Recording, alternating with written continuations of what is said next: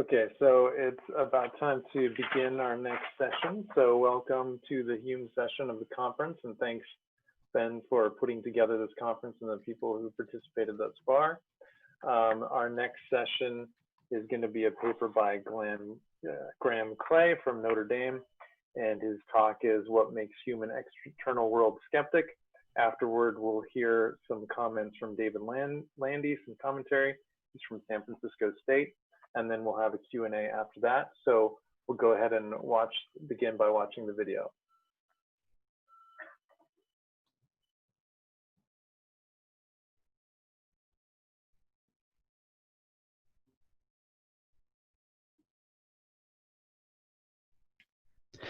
Can we possibly err in representing the external world? Since antiquity, many philosophers have been gripped by the concern that we can. It would be natural, then, to believe that a philosopher who holds that a knower must have absolute certainty about what she knows would be saddled with external world skepticism.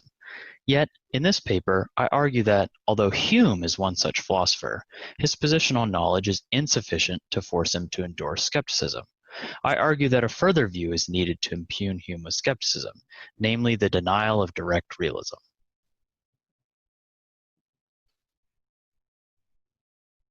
I argue that Hume defends the following account of knowledge, which I call the constitutive account.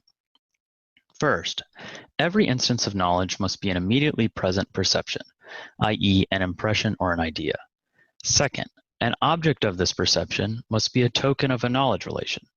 And third, this token knowledge relation must have parts of the instance of knowledge as relata, i.e. the same perception that has it as an object. The knowable things, which Hume calls the objects of knowledge and certainty, are a proper subset of the relations that I refer to as the knowledge relations.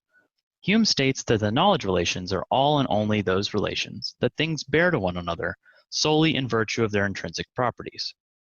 Hume defends this feature as that which distinguishes the knowledge relations, because he holds that there must be no room for error about whether a knowledge relation holds. And so whether the relation holds must not depend on the extrinsic properties of its relata. At this juncture in the argument, the problem is that it is not clear how we could have certainty about whether the properties of the relata of a given relation are, in fact, its intrinsic properties. Since Hume holds that one must be certain about whether a relation holds or not if one is to know it, and this certainty is attainable only if one is aware of the intrinsic properties of its relata, it follows that, for Hume, candidates for knowledge must provide certainty about what the intrinsic properties of the relata are, and they must do so at the time that one knows the relation. This certainty can be achieved, on Hume's view, because one's perceptions are immediately present to the mind, and immediate presence is factive. That is, if that P is immediately present, then it is true that P. Since there must be no possibility that the knower misrepresents the known, and mediated representation introduces the possibility of this sort of error, the knower's access to the known must be immediate. Given that Hume holds that our perceptions are the only things immediately present to us, it follows that we have certainty about their intrinsic properties. Now, skepticism is the view that one could not know, even in principle, any non-logical propositions about the external world. If the external world is everything ontologically distinct from one's mind, and if Hume holds the constitutive account, as I've argued, it follows that we need to examine the relation between Hume's position on the mind and his view on which things are immediately present perceptions. The looming question is whether Hume holds that it is possible that some mind-independent things are or could be immediately present perceptions. There are three kinds of interpretations of Hume's view on which things are immediately present perceptions. Since Hume is a bundle theorist, defenders of all three kinds of interpretations agree that Hume holds that A, X is a mental state or mental object, if and only if X is a constituent or metaphysical part of the mind. Many interpreters also agree that Hume holds that B, X is a mental state or mental object, if and only if X is immediately present to the mind. Since, on all interpretations, Hume holds that if X is immediately present to the mind, then X is a perception, it follows from B that if X is a mental state or mental object, then X is a perception. Where these two kinds of interpreters disagree is about whether Hume endorses another claim, C. X is represented by the mind if and only if X is immediately present to the mind. Under one kind of interpretation, what I call here the solipsistic bundle theory, Hume endorses C, while in the other, Hume endorses only its right to left direction. The latter view is a form of indirect realism, which maintains that we can represent things which are not immediately present to the mind only via our immediately present perceptions.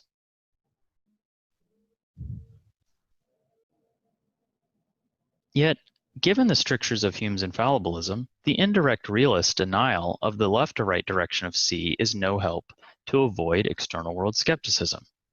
After all, if Hume endorses B, then mind-independent things are not identical to any mental state or mental object, and our knowledge extends only to our mental states or mental objects. That's what the right side of this diagram illustrates.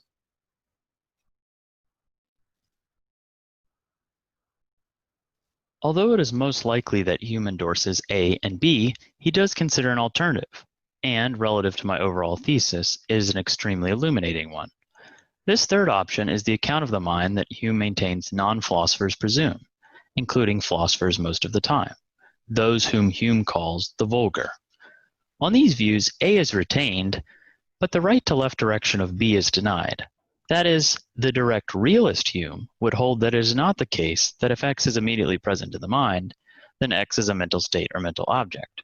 C can be retained in either form discussed before. Supposing then that something could be both immediately present to the mind and mind independent, one could be aware of its intrinsic properties immediately, and thereby know that a knowledge relation holds between its parts. Some of one's perceptions could be mind-independent things and instances of knowledge. The negation of external world skepticism follows from the conjunction of this direct realism and Hume's position on knowledge. In conclusion, then, canvassing the option space facing Hume reveals the manner with which restrictive views on knowledge like his own interface with external world skepticism more generally.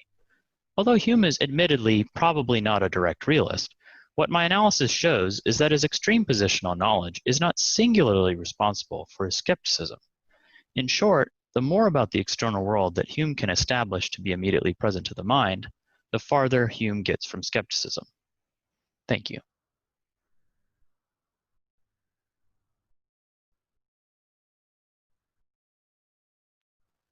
The upshot of Clay's paper is the suggestion that there might be room in Hume's system for the thesis that there are some perceptions that are immediately present to the mind, but are not part of the mind, and are not therefore even mental states or mental objects. My comments consist of 5 questions about how this thesis fits with other things Hume says. 1. Hume appears to hold that something's being a perception already makes it part of a mind. Think of his example of the oyster that has only one perception and yet is a mind. He also appears to hold that something's being part of a mind makes it a mental state.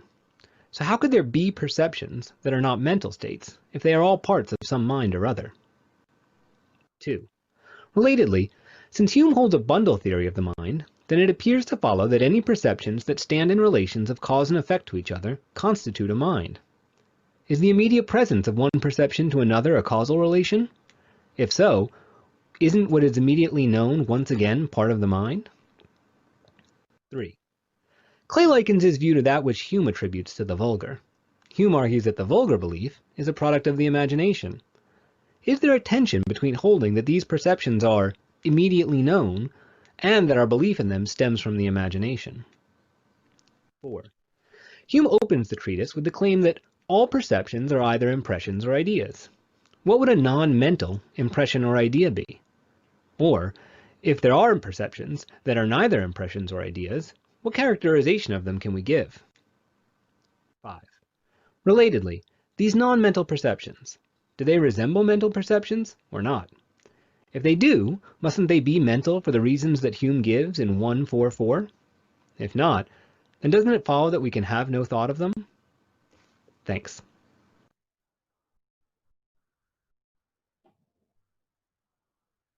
Okay, so we will have some response by the author. So Graham, you want to respond to that? Sure. Thanks a lot for the comments, David. I've got a longer written version of this response that I'll post. I need to send to Benjamin to post. So if something goes by quickly, you can read it later. But briefly, David focuses on 5 points, and I'm going to go through them quickly.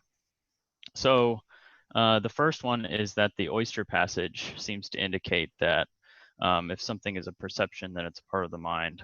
If it's part of a mind, then it's a mental state or mental object. I think that this passage indicates that one particular perception in the case of the oyster is the whole of its mind, but not that all perceptions are parts of minds. But generally though, this is to kind of quibble over a passage that I don't want to distract us, I guess, because broadly, I think like the texts indicate that Hume doesn't endorse the vulgar view as his own. So whether or not the oyster passage is sufficient or not, it's kind of neither here nor there. So I don't want to kind of put much weight on that. I think in general, the evidence of the text point against the vulgar view as being Hume's own view. The point that I want to make is just that the pathway to external world skepticism goes through this claim. And so if Hume in fact endorses it, this is the claim that parts of X is a part of mind if and only if it's immediately present to the mind. If Hume in fact endorses that, the more convinced you are of that, the more convinced you should be of him being an external world skeptic in the sense that I defined with respect to knowledge. But we can come back to the details of that. David's second comment was about causation, whether immediate presence is a causal relation. I don't think it is in itself, but things that are immediately present to us, of course, do bear causal relations to us. I think it probably ought to be defined in epistemological terms, such that for all propositions that are immediately all things that are immediately present to us, if those things being immediately present makes the propositions true, then the subject that those propositions are, that the subject that has those propositions immediately present to it, that subject's certain about them. So it's a claim about certainty, epistemic certainty. It's not a causal claim. So that's the first thing on that. And then in general, David is really worried about, well, how do we pick out the minds, given that Hume's a bundle theorist, these causal relations are really key to defining what minds are. And I think in general, what the direct realist Hume would want to do is co-opt the features from Treatise 142 that he argues lead us to believe in a distinct and continued existence of bodies, co-opt them as the features that, in virtue of which those immediately present perceptions that are not parts of the mind are not parts of the mind. So it's kind of like direct realist Hume wants to take the story from 142 and turn it into a more metaphysical story rather than a psychological story about why we believe what we believe. But I think in general, bundle theorist Hume has to be in the business of picking out which causal relations are the relevant ones to define the bundles that are the minds.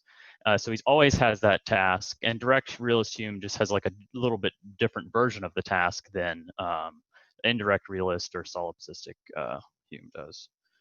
We can come back to that too.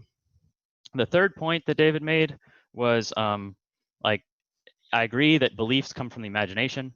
So then it seems like if these sensory impressions, if I'm claiming that these sensory impressions that constitute knowledge are also beliefs, then I've got a tension, because on Hume's view, beliefs are generated by the faculty of the imagination. What I think Hume thinks is that the belief in their continued and distinct existence comes from the imagination. And when they're merely sensory impressions, so a sensory impression of two red patches, for instance, appears to us, that itself is not a belief. So that impression feeds into the belief subsequent to some mental operations, but they're distinct. Fourth, David says, he asked me if I accept that all perceptions are either impressions or ideas, and on Hume's view, and I do accept that interpretive claim. So then he's wondering, hey, so these sensory impressions that are possibly mind independent, what are they like? Because if they're mental, we kind of have a good grip on that, what that means. And I think I just want to say whatever impressions are normally like, that's what these are like. So they're like colored, or they have a scent or whatever. And I think all the higher order properties that David is thinking that make impressions what they are, I think those are applied on Hume's view by subsequent mental operations. So the impression itself just has like really basic sensory content. And that's the same on the direct realist view or the non-direct realist view. And all these higher order properties of being mind independent or not are, a function of the other faculties of the mind doing various operations onto them. So these mind-independent things are indeed sensory impressions. And then fifth and finally, David wondered about how all this relates to 144, the primary-secondary quality distinction section in the treatise. And I think I interpret that argument differently than he does. And so we can come to the details of that in the Q&A. It's going to be hard for me to quickly summarize what the disagreement is there, I think. Okay, thanks for that response. I'm sure we can follow up on some of the questions that David raised and some of the replies as we go along here. I wanted to start with one comment that was made on the webpage. So I don't know if everybody's aware, but you can make some advanced questions you can submit on the conference webpage. So here is a comment, the substance of which is from Anna Marie Butler, and the substance is that some commentators interpret Hume as a direct realist, but Graham, you seem to be skeptical of that, and so you have you want to share why or any response to that? Yeah, I mean, that's I like to hear that. I haven't run into them yet. I don't know how I missed it, but I've got a huge, in a longer version of this paper, I have a huge list of all the people that I've looked at on this question, and I've plopped them all into the indirect realist or the solipsistic camps. But I'm glad to hear that there's some people who think that he's a direct realist. I mean, it depends on in what sense we're talking about here, like in what sense he endorses this. Like, does he believe the vulgar view at times? Well, it seems like he does on some level, at least on the first order level, because he thinks that he's just like everyone else most of the time, like when he leaves the study and goes to the backgammon table. So there's like a sense in which he's a direct realist when he's acting like a normal person. Does he endorse it in a philosophical sense, like in the, what is the upshot of Treatise 142? I tend to think it's very implausible to think that he endorses it or thinks that it's justified. I think, if anything, he goes in for one of the other two options, the solipsistic or the indirect realist option. So I think that obviously that section is a massive tangle. So I didn't want to wade into that here, but I just took it to be kind of the consensus and my own view that he's one of those two, the solipsistic or the indirect realist. But to answer the person who thinks the direct realist view is like plausible as his own view, considered philosophically and so on, would require a lot of engagement with that section, which is obviously I think his most complicated work. So, but yeah, I'm glad to hear that there's someone who's in that camp. I'm gonna have to message Professor Butler about that. Yeah, I've included the references she provided in the chat, so you can check that out later or at some point at your leisure. Okay, so I'd like to take to use the raise hand function of Zoom. So you go to participants, and then there should be a button so you could raise your hand, and we'll just run through the queue. And speaking of Anna Marie Butler, here she is. Do you want to make a comment or a question? Terrific, thank you. Yeah, I threw that in the comments because I thought, skimmed through your bibliography and I saw that you didn't have them, and I thought, here are people that you can engage with who actually hold this view, and I mean, it's a fun literature because there are all kinds of wild positions that get attributed to him. There's the mood pluralism view where he changes his mind depending upon his circumstances. So if he's playing backgammon, then he's directly in contact with the backgammon board. I want to return, I think, to, I'm disappointed because I didn't like David's objection number 4, but I think I have it. because I was like, they're all impressions. Whether they're in contact with the mind or not. First, I want to offer textual pushback against the claim that impressions are not beliefs. At the end of 135, he talks about memories and impressions of memory and impressions of senses as counting as beliefs. And later on in 138, 139, I forget which it is, he talks about the system of realities. And so he does extend belief talk to impressions themselves, even if they aren't lively ideas connected to a present impression. But secondly, the question that I wanted to ask, and perhaps your response to his objection 4 is a response to it. But I take the second paragraph of 142 to be conceptual analysis of what it is to be an external object. So when he says to be external is to have continued and distinct existence. Distinct existence involves spatial location and independence of operation.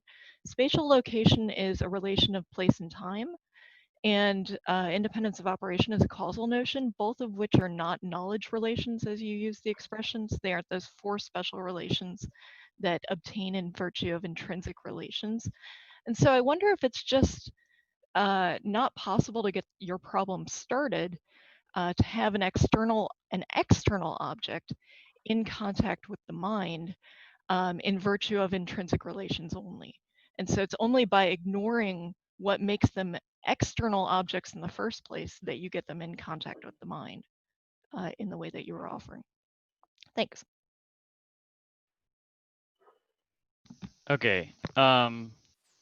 So the first point about whether impressions can qualify as beliefs on Hume's view, I know I'm aware of the passages you're talking about. I've written at length elsewhere that they're not real beliefs, basically, on Hume's view, because I think kind of the whole upshot of the whole part 3 of book 1 is this story about the imagination. And so the 2 systems passage later is him kind of saying, and the section that you're talking about, whichever one it is, 135.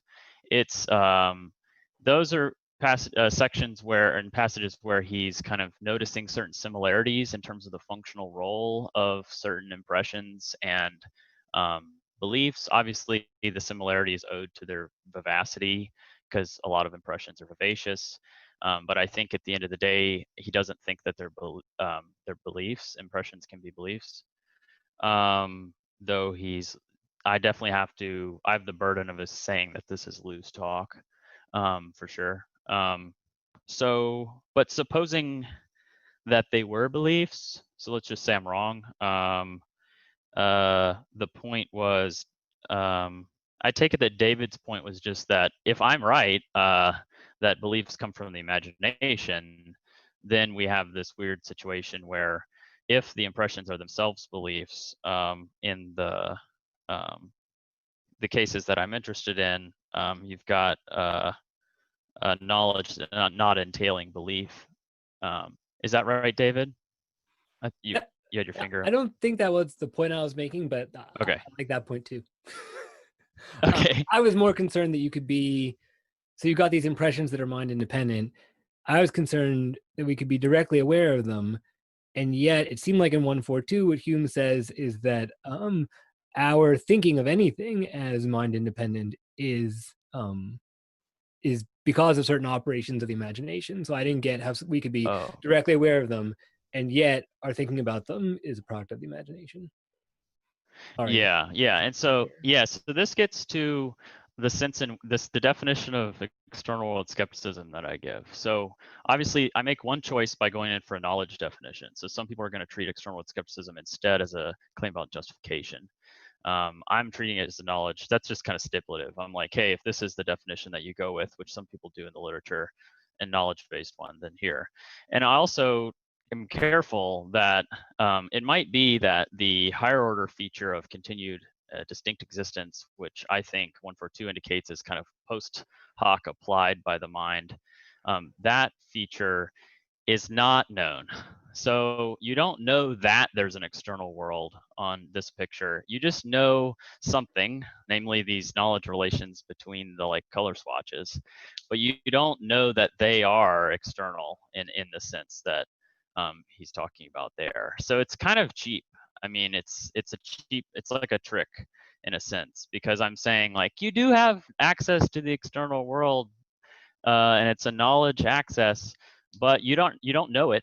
At most, you could have some other state directed towards it, like the direct realist, who's also a philosopher, might have some views about its justification, but they couldn't know that because then what the object there wouldn't be a knowledge relation. So does that help, David? Or Kind of. So I take it you're thinking of something more like knowledge by acquaintance, as opposed to, say, knowing that. Does that make any sense? yeah, kind of. I mean, I think that these knowledge relations are propositions on Hume's view. So you know that this color relation holds, like this relation between the colors hold in the toy examples I give. So that you know that, but the content in the proposition doesn't include the higher order properties. So yeah, it's kind of like knowledge by acquaintance in Russell's picture, I think. Yeah, but it is a proposition that you know. It's just not, you don't have higher order awareness of it being a proposition. And you don't have higher awareness of a proposition that's nearby, which is namely that these two things are external or mind independent. So Graham, you began by addressing a question from Anna Marie, and then we kind of got sidetracked. So I wonder if you got to the end of your response to Anna Marie. So there's the question about impressions possibly being beliefs, and then you were saying the second question had to do with how to interpret the beginning of 142. The point being that externality is can you say that again? Sorry. Well, actually, I think you've addressed it. So my point was that when you have knowledge of an external object, it has to meet the conditions of continued and distinct existence, and distinct existence involves causal and spatial properties, and so it wouldn't be knowledge of an external object, it would be knowledge of something else. And so what I think you were saying to David, and if I'm situated in the right way, that's that way, is that you have a kind of acquaintance with the object. It's not sufficient to establish that you know that it's external. Right. It's just, does that sound right? Is that the substance of your answer to my question? Yeah, right. Yeah, so the externality is, I mean, and that's part of why the story in 142, like to your point, when he's going through the different faculties and asking where the externality comes from, where the continued distinctness that we attribute to the perceptions comes from, he eliminates the senses immediately in like one paragraph, and then he spends a lot more time with the imagination, obviously, and says that's where it comes from.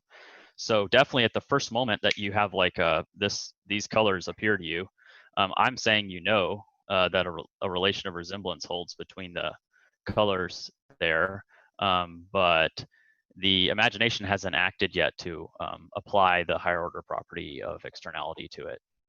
So you don't know that. Okay, very good.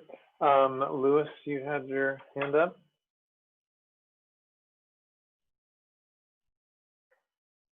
Sorry, I was muted there. So I guess my question, it's a question about how you're framing the question of external world skepticism for Hume, or I guess, so the question's about how the way in which you're using like the categories of knowledge relations, and some of how you're using Hume's categories with like this question of external world skepticism, and I apologize, I haven't read the draft of the paper as carefully as I would have liked. So if this is just answered in the paper, maybe you'll be able to just help me with that. But the idea of like Humean knowledge being these intrinsic properties of relations of ideas that depend on the ideas only and being these intrinsic categories seems like it would be orthogonal to questions of external world skepticism, because that seems like it would fall squarely under issues of like the sensitive knowledge type of matter-of-fact belief that you get from just impressions being copied to memory and ideas being enlivened through causal inference. So it seems like they'd just be in two different categories on the taxonomy that is super complicated in the treatise and gets massively simplified into relations of ideas and matters of fact in the inquiry.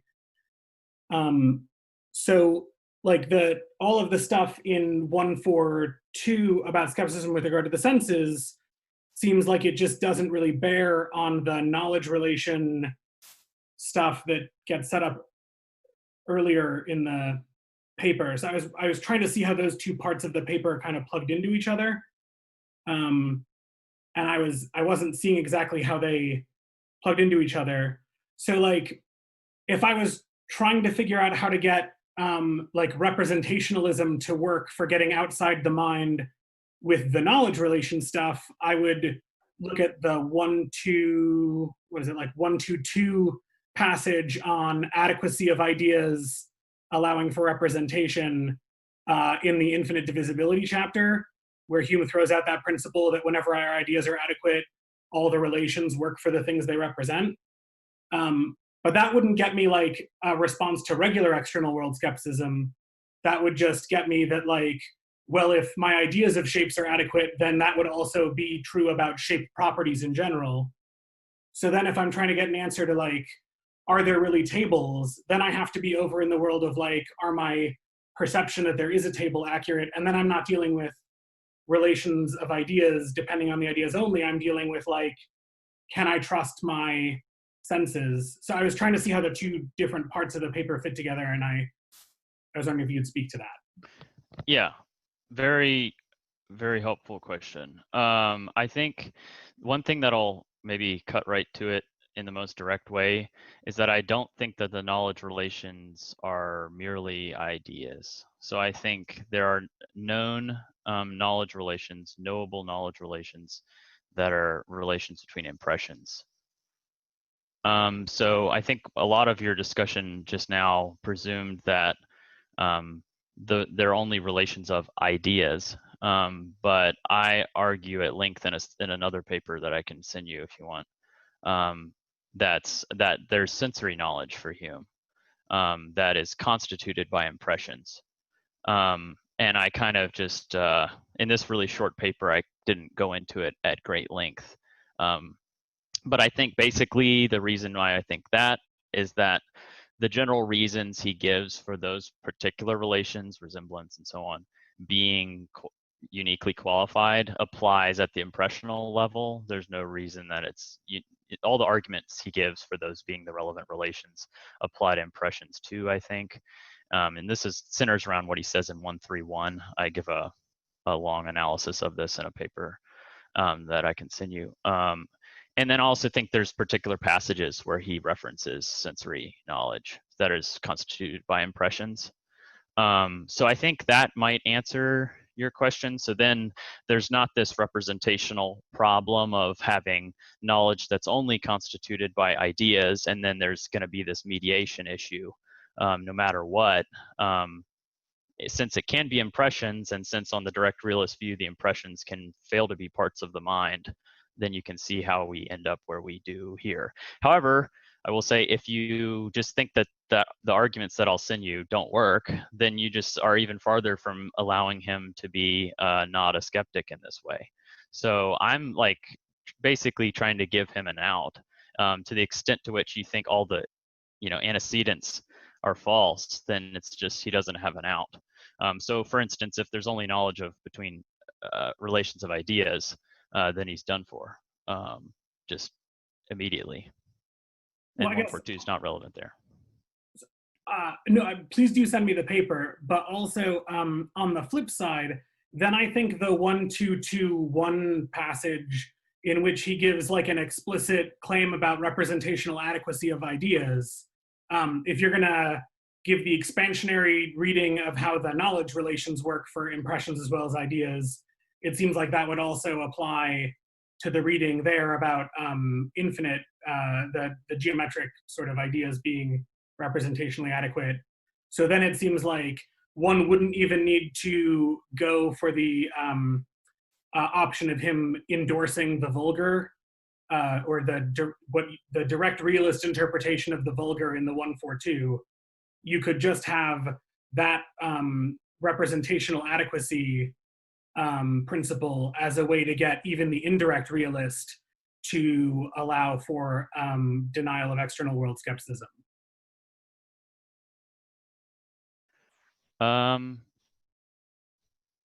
Yeah. So I think I need to go back and look at the adequacy passage. I think it's the first paragraph of that section. And I think the problem there is that there's a distinctness between the adequately representing and the thing adequately represented. I think that that passage entails that adequate representation involves, maybe I should turn like this, mediated representation. So whether or not it's adequate you can't be certain of it. And so given that he demands this extreme certainty, you're not going to have the certainty necessary to have adequate representation, because I mean, you might get lucky, but that's not sufficient on his view of knowledge on my interpretation, because knowledge requires this absolute certainty. So like there might be lucky cases where your relation of ideas corresponds adequately with the non-idea relation, but you wouldn't have the certainty necessary for you to know it. So it wouldn't even be lucky knowledge. It would be like lucky representation that corresponds or something like that. That's just my read of that, but I need to go look at the passage again for sure. Great, thanks. There's been a request for you Graham, to send your paper to Ben, and then he can post it on the website, and people who are interested can check it out. Okay, so in the queue is David Landy. Hey, Graham. So you said a couple of times now, I think, that these mind-independent perceptions are impressions. And I think you've even specifically said that they're not just ideas, they're impressions. And I guess, so what I want to know is, so on the, maybe what the standard view of what makes an impression different from an idea, which is wrong, but the standard view is something like its degree of force and vivacity.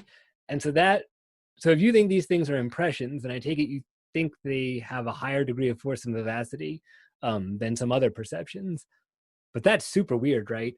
If they're things that are, if they're perceptions that aren't mental states, but are forceful and vivacious. Or did I also might have just totally misunderstood what you were saying. So that's my question. Okay. Yeah. And so you think, just to clarify, you think that the distinction is a copy versus not copied distinction? You betcha I do. Okay. Yeah. So I think, yeah. So in this case, the direct realist Hume would want to say that there can be mind-independent things that are forceful and vivacious, because these sensory impressions have that feature, and that's what distinguishes them from ideas. And I'm not sure why that. Are you seeing? So vivacity interpreted on the as the distinguishing feature from ideas, impressions, being interpreted as phenomenal, like intensity. Why would it be a problem if mind-independent things presented to us or appeared phenomenally intense? That part I'm not understanding. Okay, so I think this might be where I think I may have been confused in various ways about what you were claiming. So the problem wouldn't be those things appearing to us phenomenally intense or vivacious or whatever, it would be those things themselves being phenomenally intense, right? They shouldn't, if they are perceptions that exist independent of our mind, and they're specifically impressions, then those things themselves would have the high degree of force and vivacity. And that's what strikes me as weird, because it wouldn't be that they presented to us that way. It would be that they are intrinsically highly vivacious. And that seems... Yeah, I guess it's both. Yeah, so Uh-huh. they appear that way and they are that way. And that's supposed to be, and your thought is that that's a problem because the phenomenal intensity is owed to our sensory faculties and just how we're constituted, like as perceivers. And so it wouldn't be out there unless we were, yeah, something like yeah. that. And I mean, for what it's worth, yeah, that might be a problem. I mean, that's in a family of problems with how people, you know, in the early moderns have argued against color being mind independent anyway as perceiver dependency. And yeah. And I just think, you know, that's just maybe part of the story why Hume's not a direct realist. I mean, Fair enough. but yeah, so again, I see the point, and I think Hume did too in various guises throughout his texts, and that's maybe more reason to think that there's he's not a direct realist. And look, so to the extent that that's successful, I'm just saying, hey, there you go, you got skepticism. I don't want to sell you anything, but if you did have the view that what makes an impression is that it's not a copy of anything else, that you wouldn't have to say that they were more forceful and vivacious. You could say they're just mind-independent perceptions, and of course they're not copies of anything, so they're impressions. Yeah. Noted. Thank you. Okay, thanks. Colin, you're in the queue. Cool, thanks. So I'm weighing in here not as a Hume person at all, but just picking up on David's line of questioning, whether we can like tolerate this idea that like vivacity is a feature of objects. In some ways, I kind of feel like if you're going to be a direct realist, like why the heck not? Like if you're a direct realist, you think that in some cases, like phenomenal character is like constituted by like the scene, the objects that you're acquainted with, and so you kind of expect that like all of like the aspects, like qualitative aspects of experience can be like out there in the world. So I guess I'm just not sure that you've kind of like pointed to some like additional cost. Like I'm not sure that you pointed to like a bug as opposed to a feature of being a direct realist.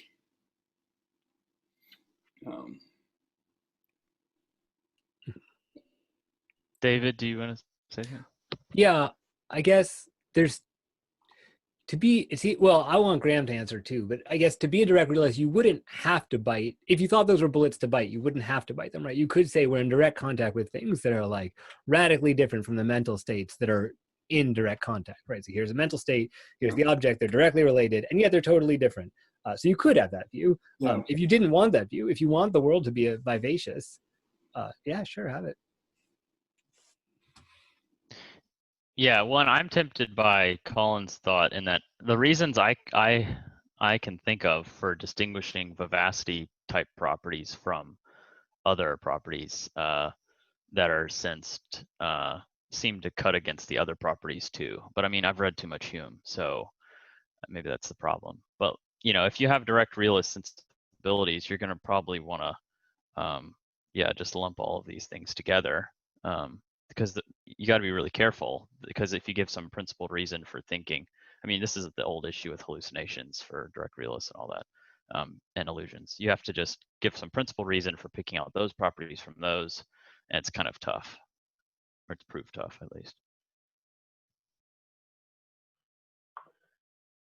I want to interject a question. It's probably bad form, but just on the very same theme about direct realism. So if direct realism could allow for some error, then it wouldn't even, so I take it your argument is that if we accept, so Hume accepts infallibilism, like we can't possibly be wrong in order to have knowledge, and then if he accepted also direct realism, then he could deny skepticism.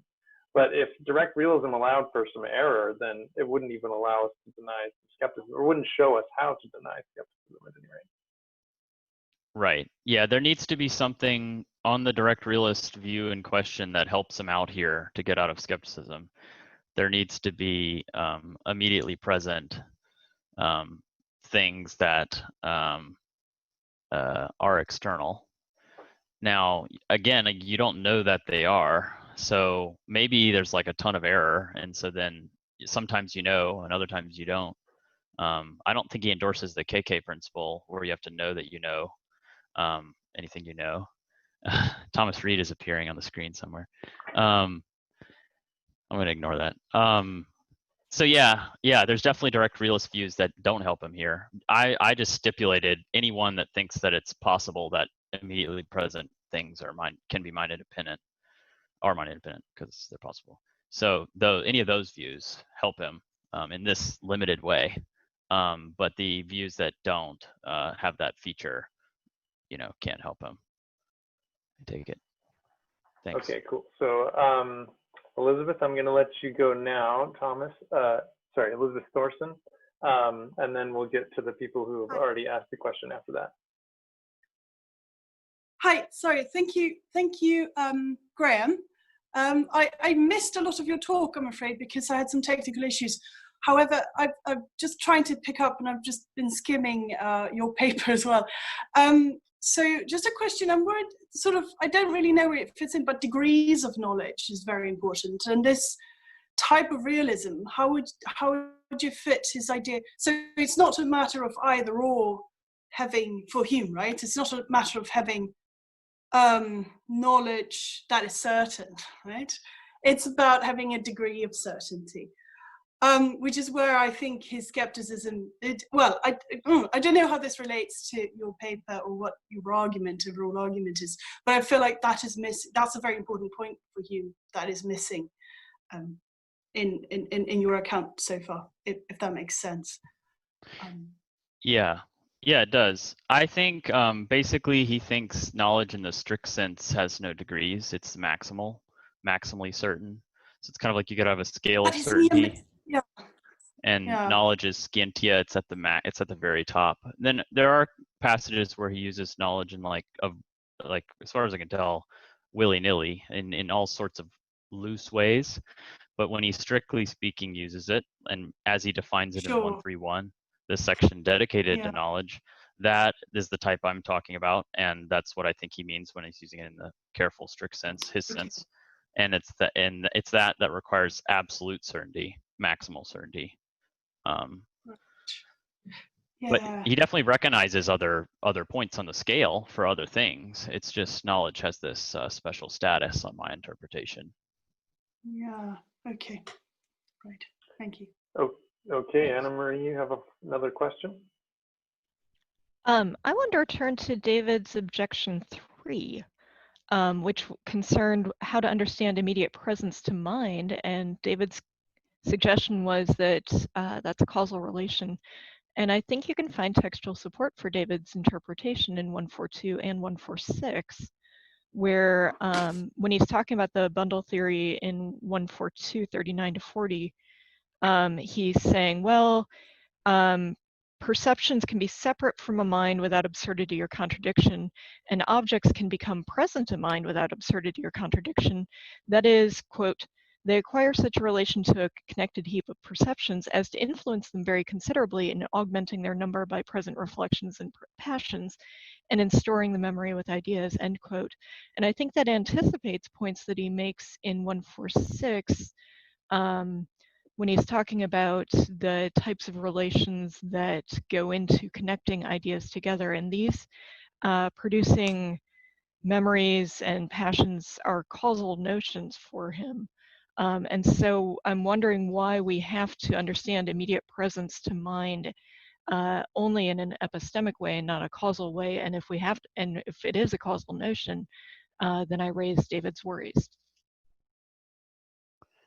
Yeah, so I'll have to look at the passage that you mention in 142 and obviously the context. Often it's hard to take 142 passages and I can't pass judgment on it really well right now, because I don't really remember what happened prior to that. And he kind of takes on different voices at different points in 142, and I just don't remember where that is. But it definitely sounds like there's an identification of being present and becoming part of the heap of perceptions or something like this. And I'll have to look at that for sure. It sounds like trouble. However, where he kind of spells out this most explicitly, I think, is he says that he indicates that it is an epistemic notion and not a causal one. And I wonder, I mean, again, I have to look at the passage that you're talking about. I've got a note now to look at it. I wonder if there's a difference between here between present and immediately present.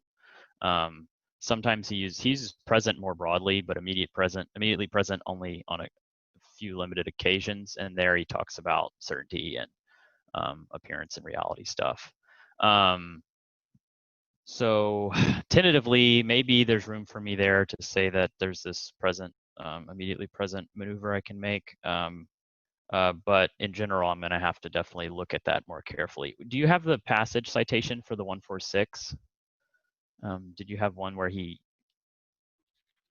I'm thinking of 16 through 18, where he talks about causal and resemblance, but I'll have to take a second look. Thank you. Anna Marie, okay. if you type, Anna Marie, maybe you could enter into the comments the citation that you have in mind, and then Graham could take a look at it later. Okay, so we have just a couple more minutes. So Lewis, if you have a quick question, then fire away. It's 2 minutes. Yeah, well, it's less of a question and more of a defense of distinguishing between Reid and Berkeley. So when it came up whether it was a worry if direct realism had phenomenal objects in it, I thought, poor Berkeley, who everybody says they don't like his view, but if you're okay with direct realism with phenomenal objects, then Berkeley either has no argument or everybody's a Berkeleyan. So I don't know why we should either be very exercised about it or we should all be Berkeleyans, it seems like. And if Kenny is still here, then I guess that would be good news for Kenny. But I just like that, like Philinus takes it to be a knockdown argument that if the fire is painful when nobody's feeling it, that would be a big problem for the materialists. So like if it could have phenomenal qualities when nobody's feeling it, that seems like a big problem for being a realist instead of an idealist. And so that seems like you're not a direct realist, you are a direct idealist if the things are phenomenal when nobody's experiencing them. And then you're a Berkeleyan rather than a direct realist would be. So I'm just pushing Landy's objection, I guess, further than he wanted to push it. Yeah, I think you would be, I mean, I was just kind of, I guess I was just defining my terms there. But you can throw in different metaphysical views and combine them with my theses in various ways. So like one thing is that I don't have quantifiers and I don't have times and I don't have subjects. So I just loosely say like something like X is part of a mind if and only if X is a mental state or mental object. But you might want to quantify over times. So then you could have, I think you could run all my statements and just say that if it's immediately present at that time, then, it's a perception at that time or whatever. But this is basically pointing to an ambiguity in my presentation, in that you could precisify all these theses in various ways that are compatible with my loose presentations. And some of them would allow for, would entail that it's possible that there's immediately present things that pop out of immediate presence, and other ones that just say that, so long as it's immediate present, it has this feature. And so, I was kind of using general theses to kind of just paint this little connection here. But depending on your views on those other things, like whether the phenomenal features can be retained after the perceiver is no longer perceiving it, like that would send you down various different metaphysical roads, I take it. It could be, for instance, that they're immediately present, phenomenally featured, but then when you stop perceiving them, they go out of existence. The whole thing, not just the phenomenal features of it. I think that's compatible. So then you wouldn't have the view that you've mentioned. And I left that open in the paper, but I take the point for sure. Very good. Well, thank you, Graham and David, for your comments and everybody's questions. We'll return in about 5 minutes at the top of the hour for the next session. So thanks very much.